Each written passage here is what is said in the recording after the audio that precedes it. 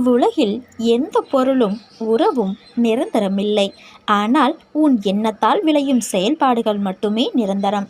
வாழும் வரை நீ செய்கின்ற செயல்கள் நிரந்தரம். எனவே எந்த சூழ்நிலையிலும் நிதானமாக யோசித்து செயல்படு. சிற்றின்ப வாழ்க்கை உன் உடல் எண்ணத்தை ஆனந்தப்படுத்தும். ஆனால் பேரின்ப வாழ்க்கை உன்னையும் உன்னை சார்ந்தவர்களையும் ஆனந்தப்படுத்தும். பந்தம், பாசம், பணம் எல்லாம் நீ வாழும் வரை மட்டுமே உன்னோடு இருக்கும்.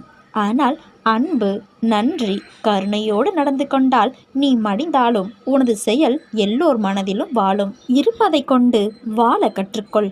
உன்னை தேடி எது வருமோ அது கண்டிப்பாக வரும்.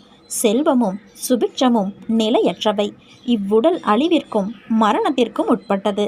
இதை உணர்ந்து இம்மை மறுமை பொருட்களின் மீதுள்ள பற்று அனைத்தையும் விட்டுவிட்டு உனது கடமையை செய். எதிர்பார்த்து வாழ்ந்து